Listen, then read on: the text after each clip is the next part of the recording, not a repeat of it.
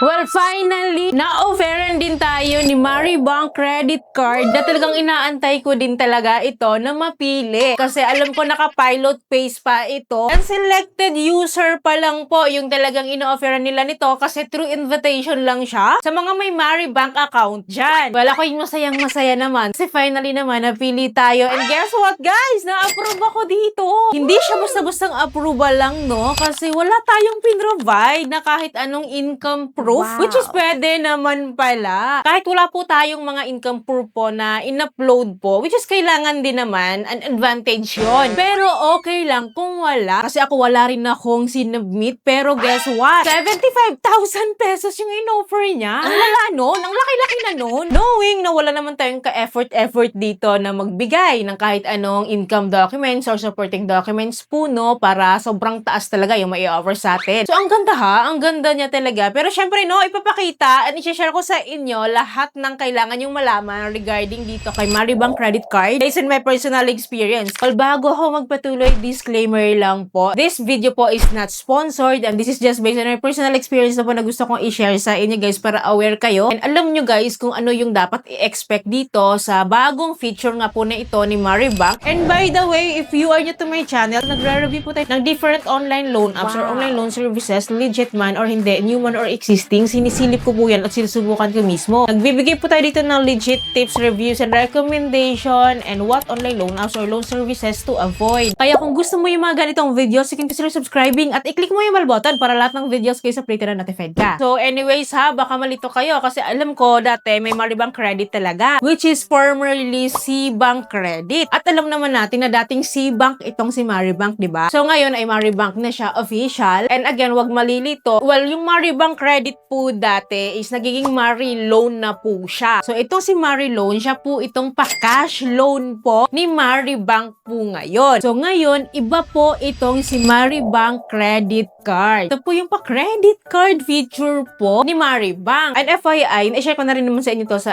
FB page ko. So i-follow nyo ako doon ha, if ever di pa kayo naka-follow kasi updated tayo doon. So anyways, few days ago na diba, nag-declare na talaga po si Maribank na siya daw po ay official na pang digital bank app. So diba, mukhang talagang bumabongga at namamayagpag itong si Maribank ngayon, ano? Kaya maganda talaga na magkaroon po tayo ng account dito. So ito na nga, no, na-differentiate na natin si Mari Loan tsaka si Maribank Credit Card. So some of you, si Mari Loan pa lang yung meron. Buti na lang, no, isa ako sa na-invite niya or na-emailan niya na mag-apply daw sa Maribank Credit Card. And sa case ko po, 7 PM po, may na-receive akong email na Maribank Credit na pwede daw po ako mag-apply. Then syempre kasi nung nakita ko kasi yung email, no, nag-agad-agad pumunta ako sa aking Maribank app. Tinignan ko kaagad kung nag-reflect na doon. And guys, nagulat ako. Ano ba? Kita niya dyan? Yes, nandiyan na talaga siya. Kita niyo ba yan? Katabi siya ni Mari Loan at ni SP Later. So eto na nga po, no, itong si Mari Credit Card. So Mari Credit Card pala ang tawag sa kanya. Well, nakalagay dito, I can upgrade daw to get debit plus credit card in one card. Wow. FYI, meron po akong card kay Maribank pero yung Cbank pa siya dati. And ito po yung card na yon. So actually guys, malayong-malayo siya sa card ngayon. And yan lang yung likod niya. Napaka-plain, di ba? So debit card po siya, no? So naka-withdraw na rin ako dito gamit tong card na ito. So twice ata. Anyways, okay pa rin naman daw po ito. Active pa rin naman daw po ito. Pero guys, nag-request na rin po ako ng panibagong card. Nag-card replacement po tayo dito kasi Maribank na siya ngayon, di ba? Gusto ko naman yung updated version. Since 2-in-1 na siya, debit card na siya, and at the same time, credit card na rin siya. Wala na way, sa na nga, no? Para makapag-apply po dito, ganito siya. Since ako po ay may account na ako dito sa Maribank, meron na po silang primary details sa akin. Yun lang naman din, yung mga details po na i-confirm natin, magdadagdag lang tayo or mag-update lang tayo. Itong Mari card po pala, ito guys, no? Ang sinasabi niya dito, no annual fee daw po siya, as in 0 po, and then may cashback po siya, unlimited cashback. Ito ha, up to 1%. And then sa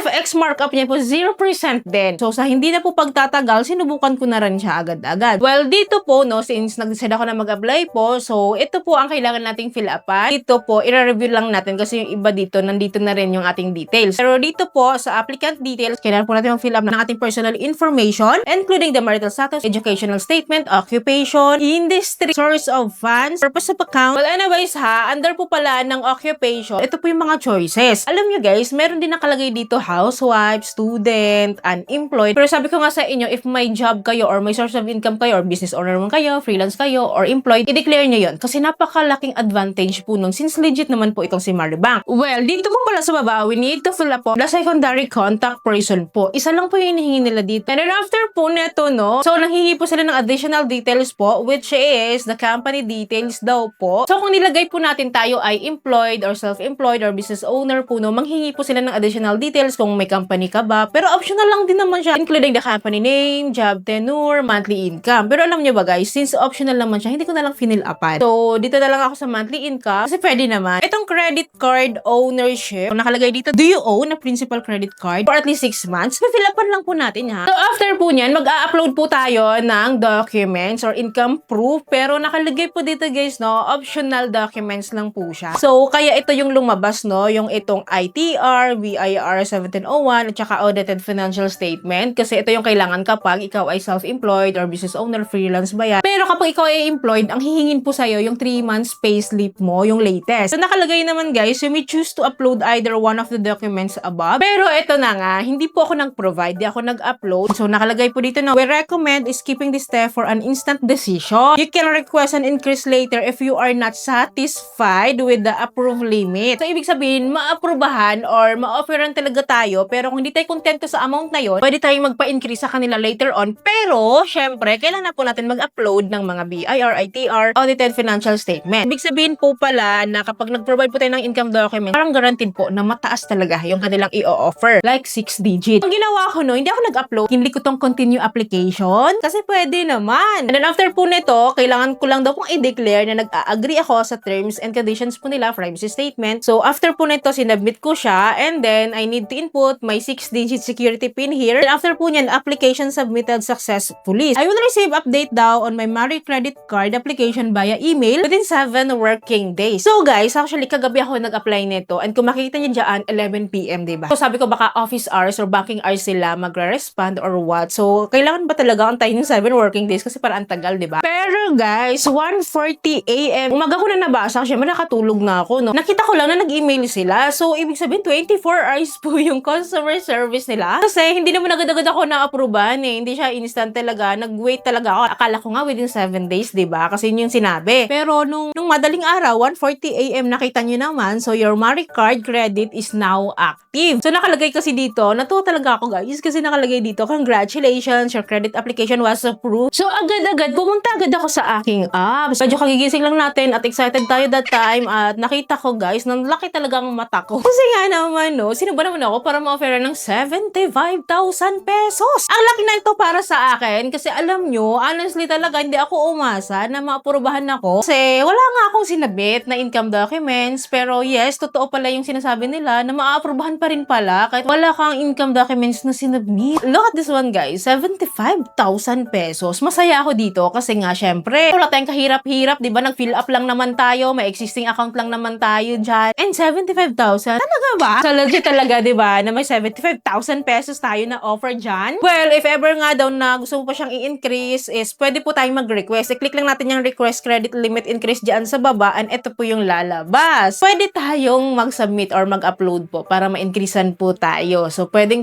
po yun. Well, dito pala guys, since siya po ay 2-in-1 card, nandito na si credit card tsaka si debit card, diba? So, sa isang card, pwede na siyang mag-function as credit card, pwede siyang mag-function as debit card. So, paano siya gawin? Actually, kapag ma-offeran kayo, makikita niyo dyan, diba? May card mode po dyan. Si credit card po, yung card spending mode ko po ngayon, pwede ko po siyang i-switch into debit card kapag gusto ko po. Anyways guys, magkakaroon na lang po siguro ako ng part 2 ng video na ito kasi since po ito pa lang naman po yung nagagawa ko ngayon at hindi ko pa po siya nagagamit officially. Anyways guys, sa mga nagtatanong sa akin paano ma-offeran dito, so mag-i-email po sila. Yun po yung guaranteed na masasabi ko sa inyo and check nyo lang lagi yung inyong app. Kapag nag-reflect yan, yun na yun. I-apply nyo na lang siya. So, huwag mainip kasi ako naman hindi ko nga inaantay ito eh, pero dumating. Thank you Lord kasi kahit paano may choices tayo na pwede nating matakbuhan in times of need, diba? Privilege lang po ito, no? Utang isa privilege and utang pa din po ito. And of course, no, borrow only what we can afford to handle. Anyways, guys, quick tips ko lang po sa inyo. Maintain your good credit. Huwag po kayong magpaka-bad payer dito. Kahit sa SPay later, sa S-loan man niya and dito po, no, syempre masisira po yung ating credit records. And hindi lang po kasi yung dito natatapos, no? Kaya yung iba walang offer. Kasi baka yung iba dyan, meron po kayong pangit na record sa ibang bank, digital bank, or mga ibang loan services. Kasi po, legit po itong si Maribank. Syempre, nag-i-inquire yan, no, ng ating mga credit history or credit record. So, pwede po yun yung magiging assessment nila sa atin para ma-offeran po tayo. Well, again, hindi ko na papahabayan. So, again, guys, no, magkakaroon na lang tayo ng next